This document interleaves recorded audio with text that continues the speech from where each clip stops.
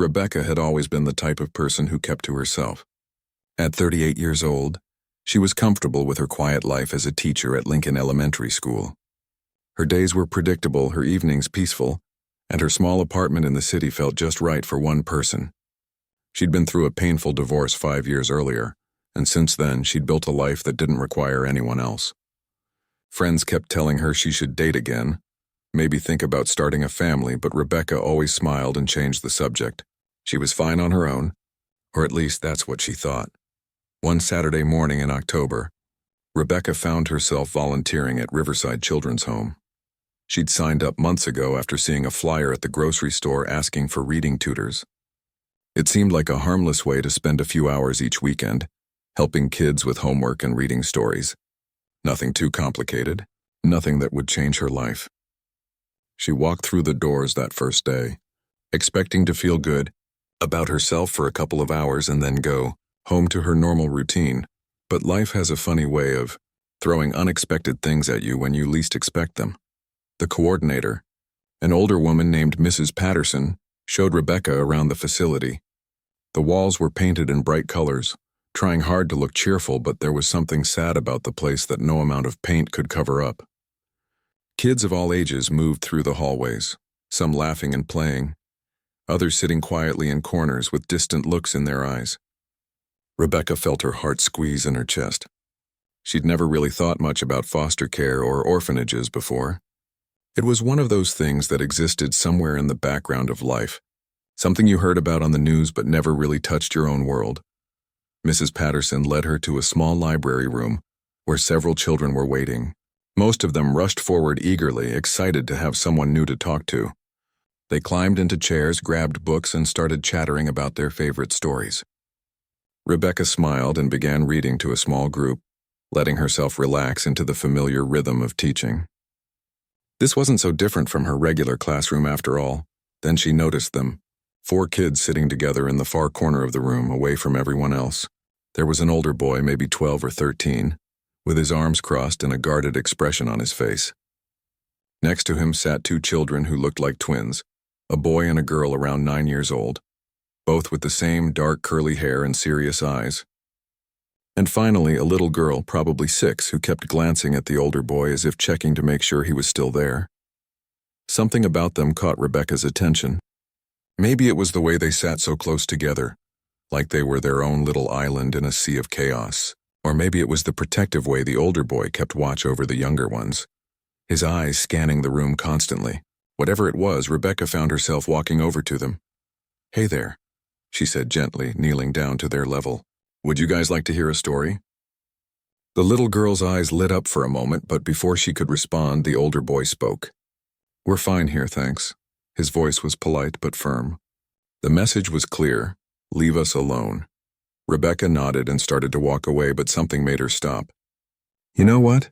I've got this really great book about 4 siblings who go on an adventure together. I think you might like it." She held up the book, showing them the cover. The twins exchanged a glance. The little girl tugged on the older boy's sleeve. He hesitated, then gave a small nod. Rebecca sat down on the floor near them, not too close, giving them space. She opened the book and started reading. As the story unfolded, she noticed the children slowly relaxing. The little girl scooted closer. One of the twins leaned in to see the pictures. Even the older boy's defensive posture softened just a little. When she finished the book, the little girl spoke for the first time. "That was nice. They stayed together at the end." "Yes, they did," Rebecca said softly. "That's what made them strong."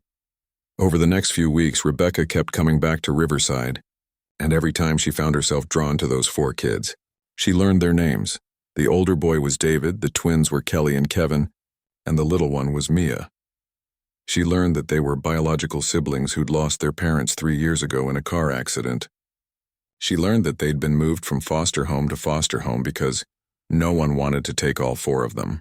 Agencies kept trying to split them up, saying it would be easier to place them separately. But David refused to let that happen. At 13 years old, he'd become their protector, their parent, their everything. "We promised Mom and Dad we'd stay together," he told Rebecca one day, his voice cracking slightly. "I'm not breaking that promise." Rebecca went home that night and couldn't stop thinking about them. She lay in bed staring at the ceiling of her small apartment, and something shifted inside her. She'd spent 5 years building walls around herself, convincing herself that she was better off alone, that she didn't need the complications of family or relationships. But those 4 kids had somehow gotten past every defense she'd built. She sat up in bed, her heart pounding. The thought that had been forming in the back of her mind suddenly became crystal clear. It was crazy.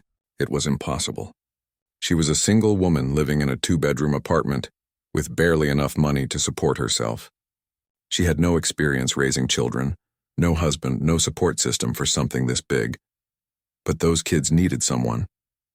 And maybe, just maybe, she needed them too. The next morning, Rebecca called Mrs. Patterson and asked a question that would change everything. What would I need to do to adopt all 4 of them? When Rebecca told her parents about her decision, the silence on the other end of the phone lasted so long she thought they'd hung up. Finally, her mother spoke, her voice tight with worry. Rebecca, honey, have you really thought this through? 4 children? You're single. You work full-time. You live in a tiny apartment. This is insane. Her father was more direct. We're not supporting this. You're making a huge mistake and we won't be there to pick up the pieces when it all falls apart. Rebecca hung up feeling more alone than ever, but also strangely determined. Maybe everyone was right. Maybe she was crazy, but she'd already made up her mind. The adoption process took 8 months. 8 months of home visits, background checks, financial reviews, and endless paperwork. 8 months of classes on trauma-informed parenting, managing behavioral issues, and dealing with grief in children. The social workers didn't sugarcoat anything. They warned her about attachment disorders, night terrors, academic struggles, and emotional outbursts. They told her that David had anger management issues and had been suspended from school twice for fighting. They told her that Kelly had severe anxiety and sometimes couldn't breathe during panic attacks.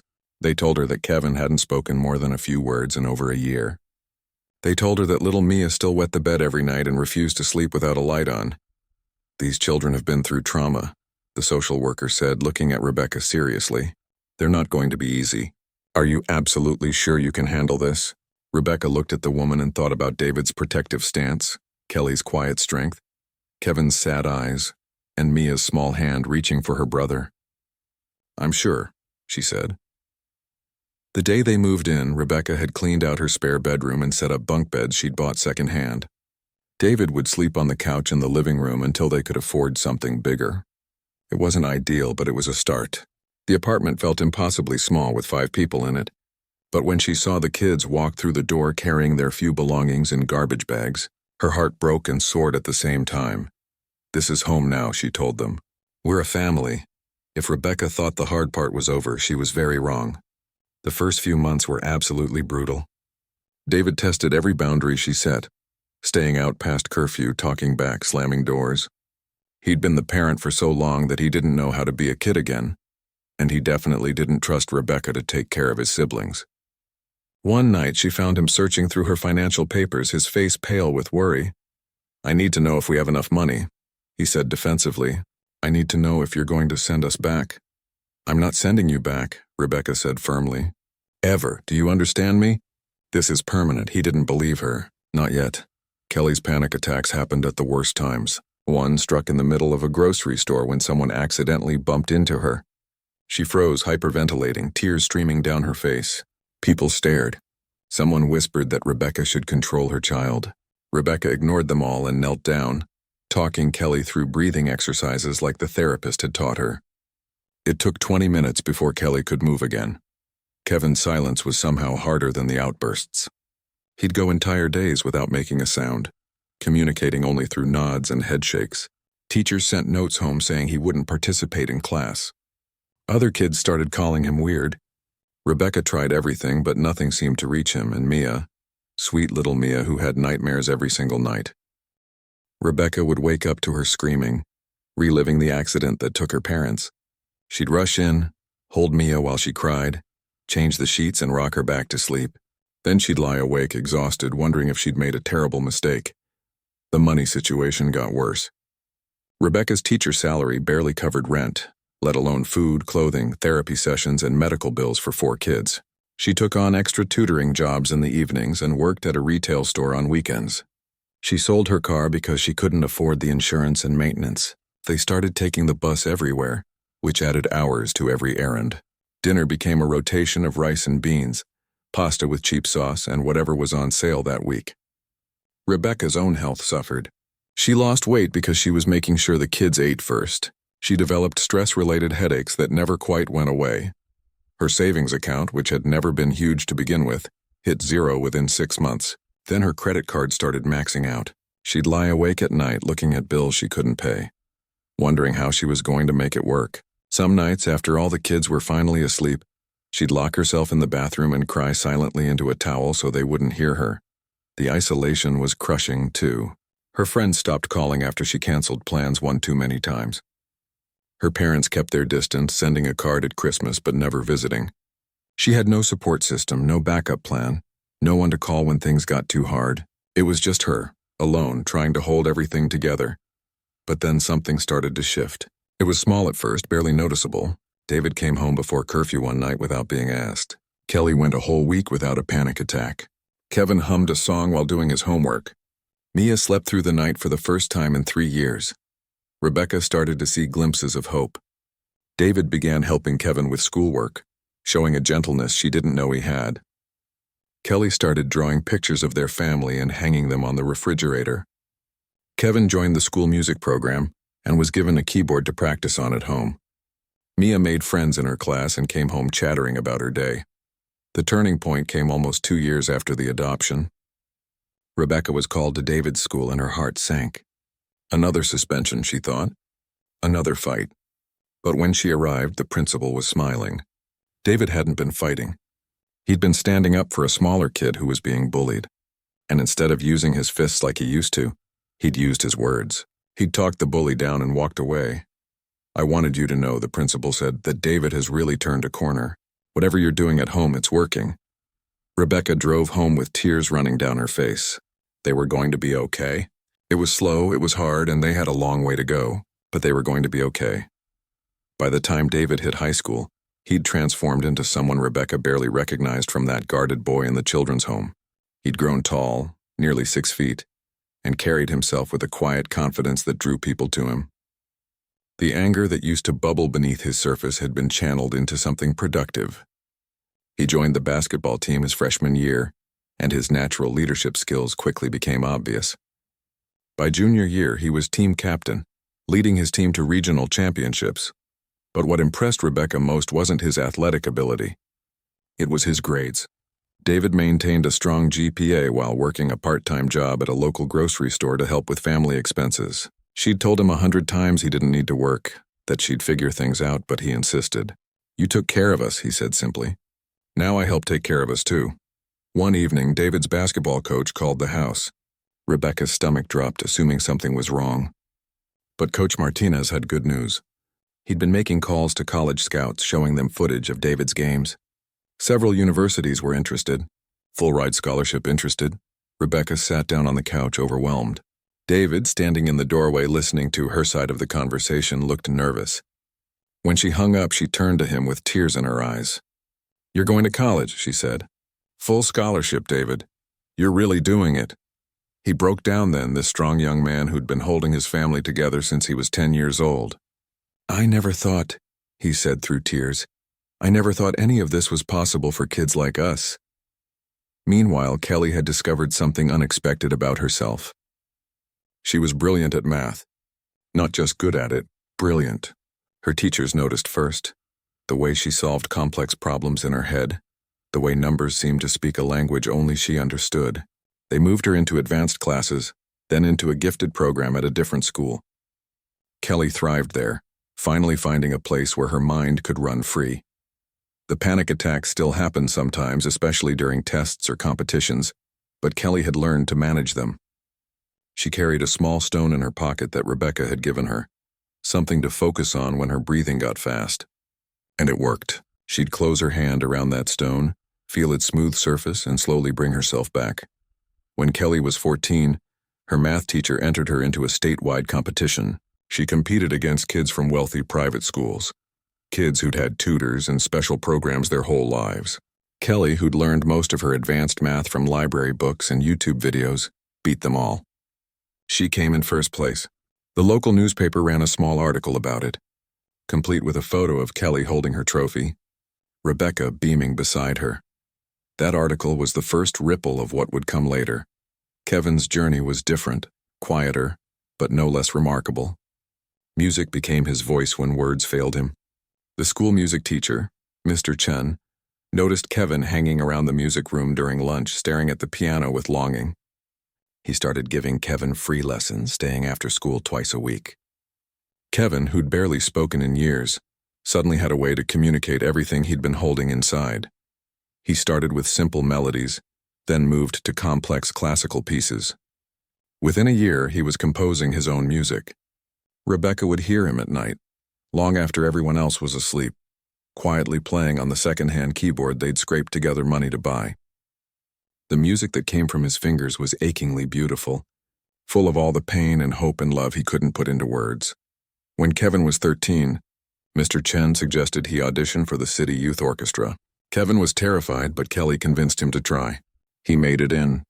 And the first time Rebecca sat in the audience and watched him perform, wearing a borrowed suit that was slightly too big, she cried so hard she had to leave before the concert ended. Not because she was sad, but because she was so incredibly proud she couldn't contain it. Even little Mia was flourishing. She wasn't so little anymore, 9 years old now with her mother's smile and her father's determination. The nightmares had faded to occasional bad dreams, manageable with a nightlight and Rebecca's reassurance down the hall. Mia had discovered a love for animals, any animals. She brought home strays, begged to volunteer at the animal shelter, and announced regularly that she was going to be a veterinarian when she grew up. Not just any vet, she'd explain seriously. I'm going to help animals that nobody else wants. The old ones and the sick ones and the ones that people think are too much trouble. Rebecca would hug her and think about how far this little girl had come from the terrified 6-year-old who couldn't sleep without checking that her siblings were still there. The family had moved by then, out of the cramped apartment and into a small rental house with 3 bedrooms. It wasn't fancy, but it was theirs. They had a tiny backyard where Mia kept a bird feeder. They had a dinner table where all 5 of them could sit together. They had routines and inside jokes and photo albums full of memories they were building together. Life was still hard. Rebecca still worked multiple jobs. They still shopped at thrift stores and clipped coupons and worried about unexpected expenses. But there was joy now, too. There was laughter at the dinner table. There were report cards on the refrigerator with good grades. There were basketball games and orchestra concerts and math competitions. There was hope. Then came the evening that changed everything.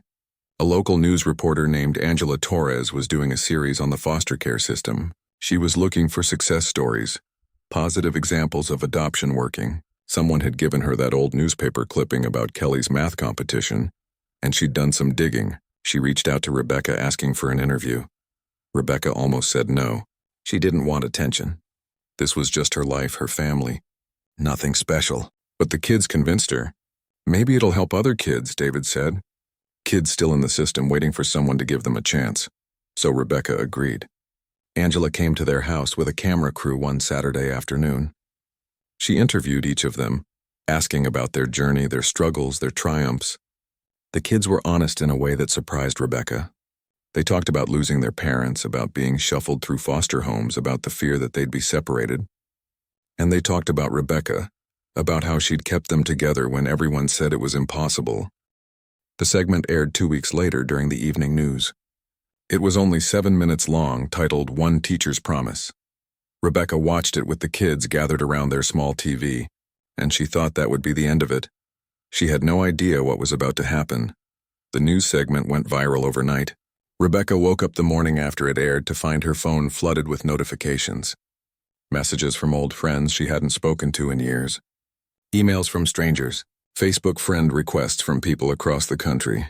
The local news station's post about their story had been shared thousands of times, then tens of thousands, then hundreds of thousands. People were moved by their journey. Comments poured in from other adoptive parents, from former foster kids, from people who just wanted to say, "Thank you for giving them hope." Some comments came from people who said the story inspired them to look into fostering or adoption themselves. The segment had struck a nerve in a way no one had expected. Within a week, the story jumped from local news to national outlets. Morning shows called asking for interviews. Parenting magazines wanted to feature them.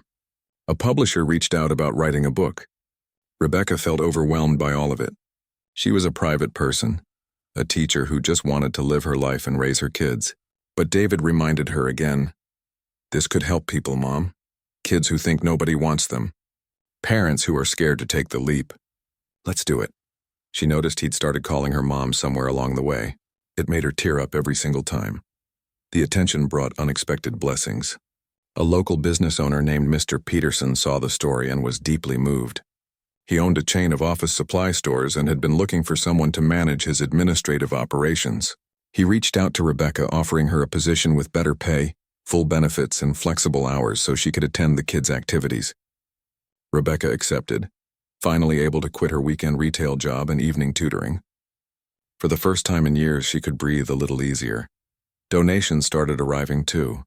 Gift cards to grocery stores and clothing shops appeared in their mailbox. Anonymous checks came with notes of encouragement. A furniture company delivered new beds for the kids, refusing payment. A local restaurant started a fundraiser and gave them the proceeds. Rebecca was uncomfortable accepting charity at first, but she learned to receive these gifts with grace, understanding that people genuinely wanted to help. The kids handled the attention differently. David stayed focused on basketball and his grades, treating the media interest as background noise to his real goals. He had his eyes set on college, on business school, on building something meaningful with his life. Kelly was fascinated by the numbers behind their viral moment, tracking shares and engagement rates like they were mathematical equations to solve. Kevin found it overwhelming and retreated further into his music, letting his compositions speak for him. And Mia loved it all, happily talking to anyone who would listen about her dream of helping animals. But the real magic happened when David had an idea. He came to Rebecca one evening with his laptop, Kevin and Kelly flanking him. Mia sat cross-legged on the floor. "We want to start something," David said. "A YouTube channel." Rebecca raised her eyebrows. "A YouTube channel?" "Hear us out," Kelly jumped in. "There are millions of kids in foster care right now. They feel alone. They feel like nobody wants them. They think they're damaged or broken. We were those kids once. We could talk to them," Kevin added quietly. It still surprised Rebecca every time he spoke, even though he was talking more now. "Share our story. Let them know it gets better." Mia nodded enthusiastically. "And we could talk to grown-ups too. Tell them that foster kids aren't scary. We're just kids who need families." Rebecca looked at her 4 children, seeing the passion in their eyes. "Okay," she said. "Let's do it." They called it The 4 of Us. Every week they posted a new video. Sometimes it was all 4 kids talking together about their experiences. Sometimes it was individual stories. David discussing anger management, Kelly explaining how she dealt with anxiety, Kevin playing an original composition, Mia talking about her nightmares and how they'd gotten better. They were honest in a raw, unfiltered way that resonated deeply with viewers. The channel exploded. Within 3 months, they had over 1 million subscribers. Comments flooded in from foster kids saying the videos made them feel less alone. Former foster youth shared their own success stories. Prospective adoptive parents said the content helped them understand what these kids had been through and how to better support them. They started doing special episodes about the foster care system itself, interviewing social workers, therapists, and policy advocates. They partnered with foster care organizations to raise awareness. They created a series specifically for foster parents with practical advice on dealing with trauma, building trust, and creating stability. The media attention increased again. They appeared on national talk shows, always as a family, always with the same message. Foster kids deserve love, deserve chances, deserve families. They spoke at conferences and schools. They became advocates without ever really meaning to. It just happened naturally, born from their desire to help others avoid the pain they'd experienced. Meanwhile, life continued moving forward. David graduated high school as valedictorian and accepted his full-ride basketball scholarship to a prestigious university 3 states away. The goodbye was tearful. This young man who'd been the parent, the protector, the glue holding his siblings together was leaving home. But he was ready, and they were ready to let him go. Kelly was right behind him, winning a national mathematics competition that came with scholarship money and admission to top STEM programs. Universities recruited her, promising research opportunities and advanced placement. She chose a school known for its mathematics department, her eyes already set on graduate school and beyond. Kevin got accepted into a performing arts high school, a prestigious program that only took the most talented students. He'd have to commute over an hour each way, but it was worth it. He'd be surrounded by other musicians, other composers, people who understood that sometimes music said what words couldn't. Even Mia was excelling beyond anyone's expectations. She was in advanced classes, volunteering at the animal shelter every weekend, and had already started researching veterinary schools.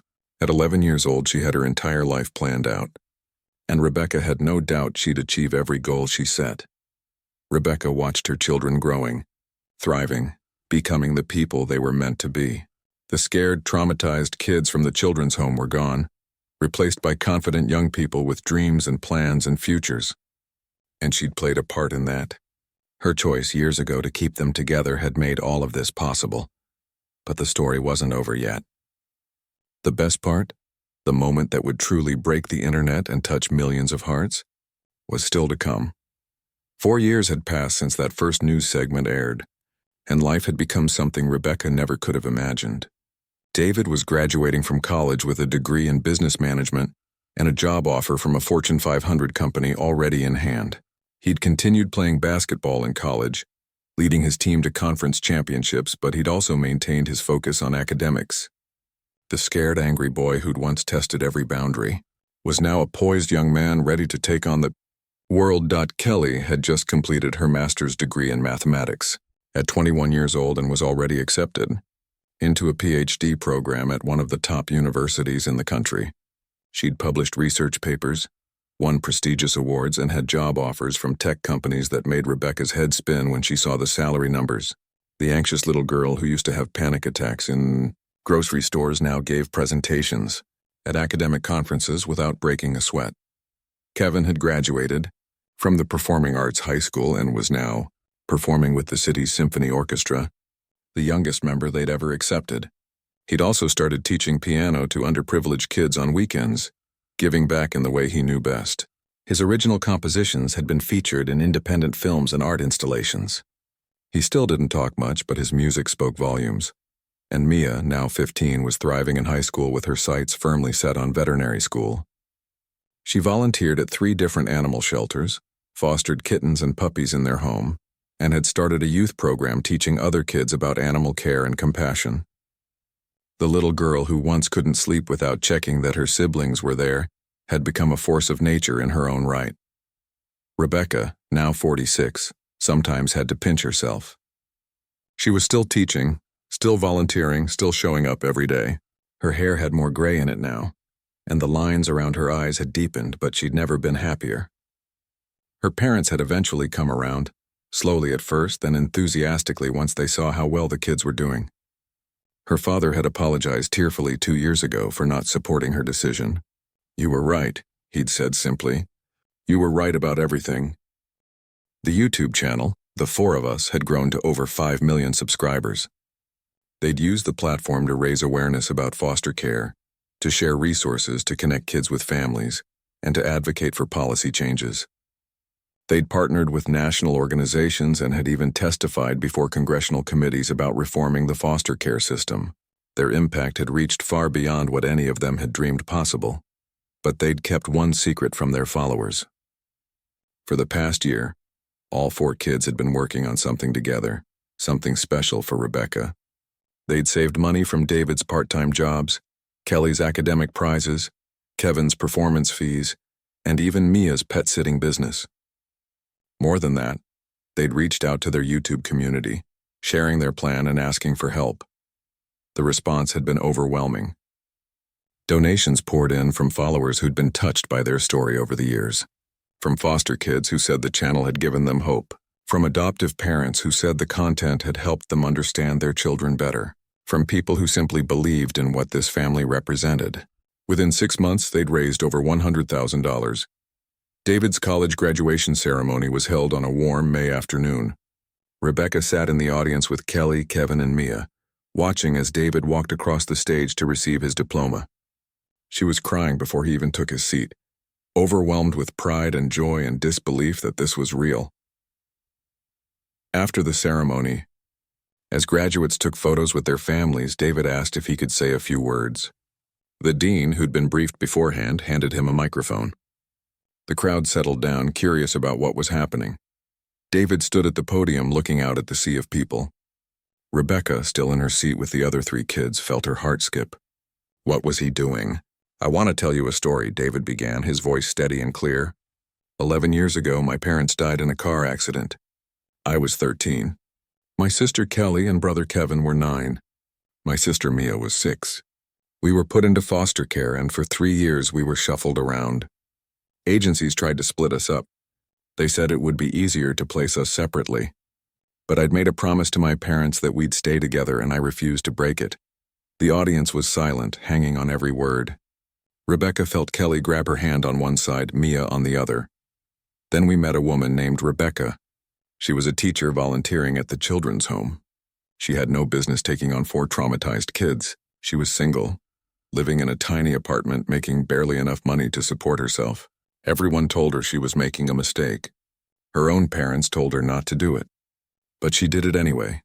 Rebecca's tears were flowing freely now. Kevin handed her a tissue without looking away from his brother. She kept us together when everyone said it was impossible. She worked 3 jobs so we could eat. She sold her car so we could afford therapy. She stayed up with us through nightmares and panic attacks and anger outbursts. She never gave up, not once, even when we gave her every reason to. David's voice cracked slightly. He took a breath, composing himself. She taught me that family isn't just about blood. It's about showing up. It's about keeping promises. It's about love that doesn't quit. And because of her, because of everything she sacrificed and everything she believed we could be, I'm standing here today with a college degree and a future I never thought kids like us could have. He looked directly at Rebecca. Mom, can you come up here, please? Rebecca shook her head, overwhelmed, but the kids pushed her to her feet. On shaky legs, she made her way to the stage. David wrapped her in a hug, and she could feel him trembling. We have something for you, he said softly, then louder to the audience. Kelly, Kevin, Mia, come on up. The 3 of them joined their siblings on stage. Kelly pulled out an envelope and handed it to Rebecca. Open it, she said, smiling through her own tears. With shaking hands, Rebecca opened the envelope. Inside was a deed to a house. A 4-bedroom house in a nice neighborhood, fully paid for. She looked up at them, confused. It's yours, Kelly explained. We bought it. All of us together. You gave us a home when we had nothing. Now we're giving you a real home. One where you don't have to worry about rent or landlords or anything. It's yours free and clear. Rebecca couldn't speak. She was sobbing too hard, clutching the deed like it might disappear. There's more, David said. He nodded to Kevin, who pulled out a tablet and turned it to show Rebecca. On the screen was a website for the Rebecca Mitchell Foster Care Scholarship Fund. We've established a scholarship fund in your name, Kevin said, his quiet voice somehow carrying through the microphone. It's funded with $100,000 from our YouTube community and our own savings. It'll help kids aging out of foster care pay for college, trade school, or job training. Because you taught us that every kid deserves a chance. And it's going to grow, Mia added excitedly. All the money from our YouTube channel, from speeches and appearances, it's all going into the fund. We're going to help hundreds of kids, maybe thousands, all because of what you started when you said yes to us. Rebecca pulled all 4 of them into her arms.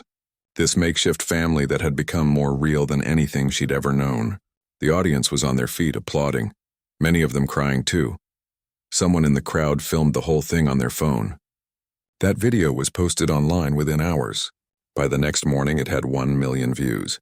By the end of the week, it had 50 million. News outlets everywhere picked up the story. The Mitchell family's journey from a children's home to this moment of triumph and gratitude became a global phenomenon. But for Rebecca, standing there on that stage with her 4 children, none of the views or media attention mattered. What mattered was the choice she'd made 11 years ago. The choice to say yes when everyone told her to say no. The choice to believe that love could be enough, even when it seemed impossible.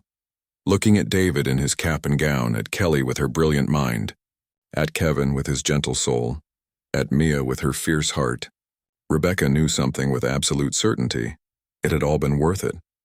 Every sleepless night, every financial struggle, every moment of doubt, all of it had led to this, They were a family, not because of blood or biology or any traditional definition. They were a family because they'd chosen each other. And that choice had changed all of their lives in ways that would ripple out far beyond anything they could see. The video kept spreading, touching hearts around the world. People shared it with messages of hope. Foster care organizations saw increases in applications.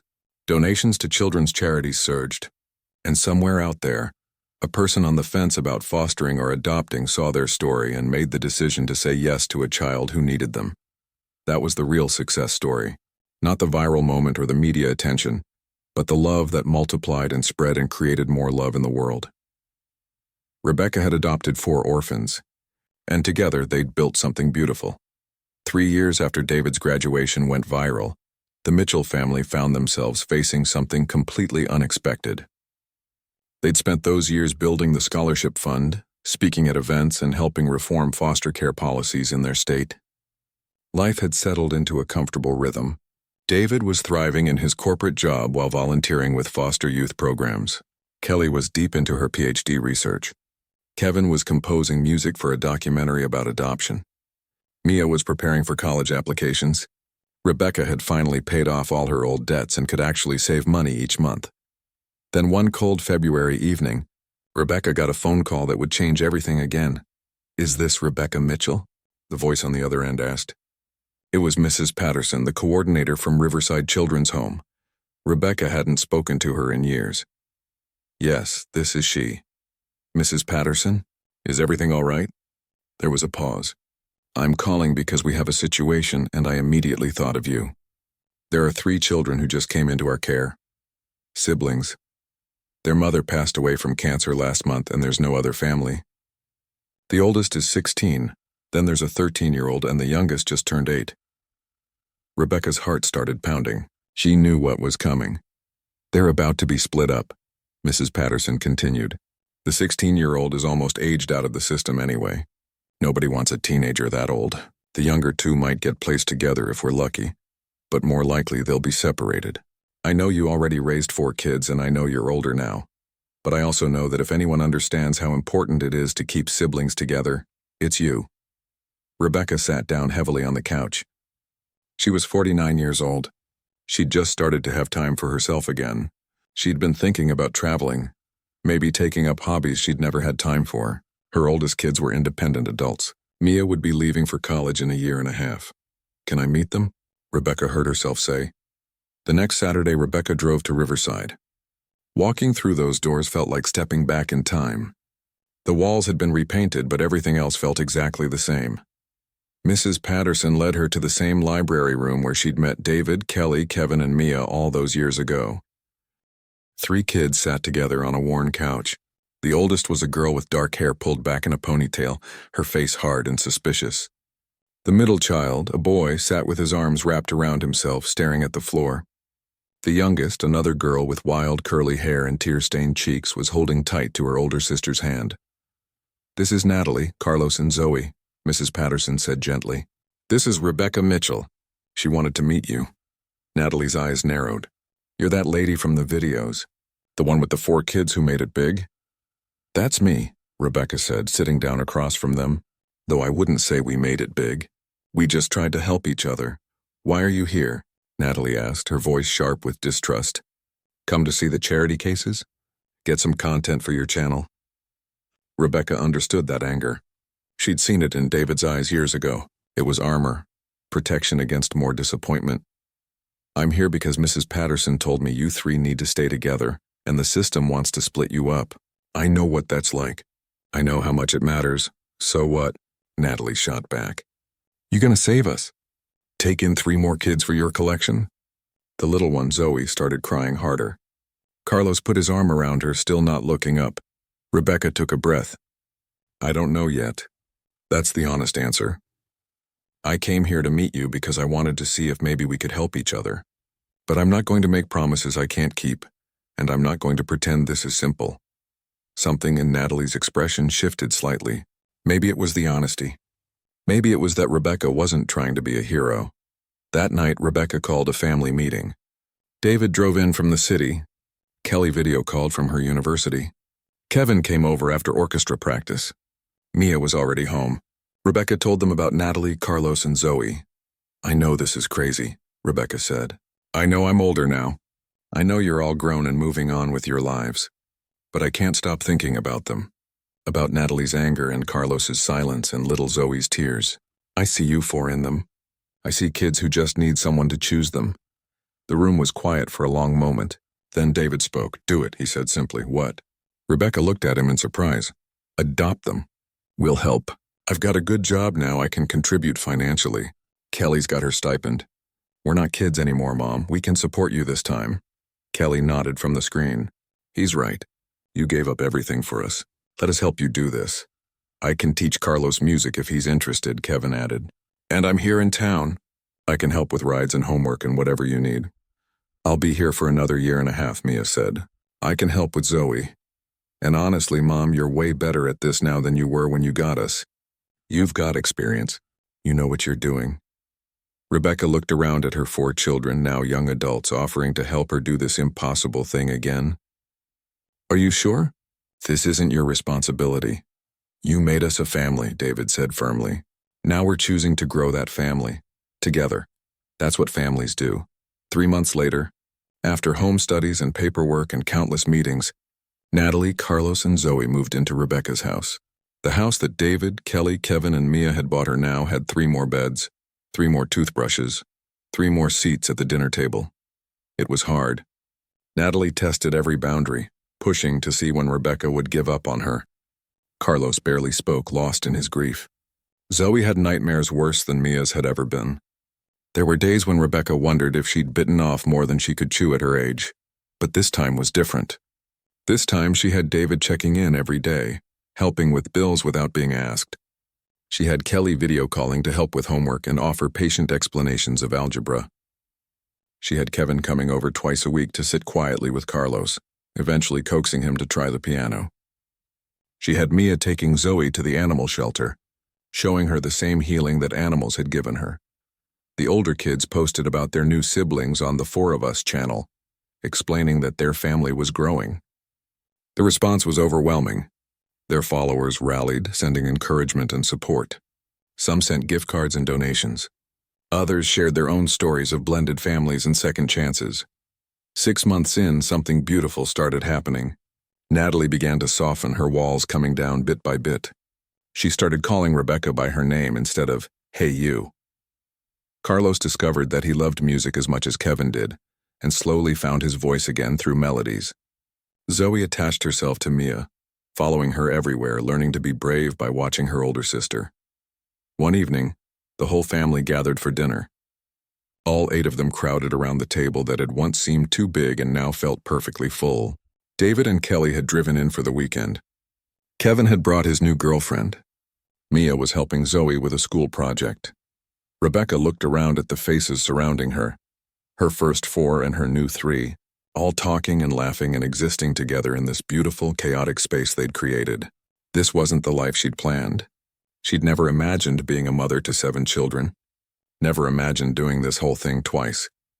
But as Natalie reached for seconds and Carlos shared a joke and Zoe giggled at something Mia said, Rebecca realized something profound. This wasn't just about her saving kids who needed homes. These kids were saving her too, giving her life purpose and meaning beyond anything she could have found on her own. "Mom," Natalie said suddenly. It was the first time she'd used that word. "Can we take a family photo?" Rebecca felt tears spring to her eyes. "Yes," she said. "Absolutely yes." They crowded together, all 8 of them, arms around each other. David set up his phone camera on a timer. As the camera clicked, capturing this moment of their expanding family, Rebecca thought about the journey that had brought them here. She'd said yes to 4 kids when everyone told her no. And now, years later, she was saying yes again. Because that's what love does. It doesn't quit. It doesn't give up. It just keeps growing, keeps expanding, keeps making room for one more. Their story wasn't over. It was just beginning a brand new chapter.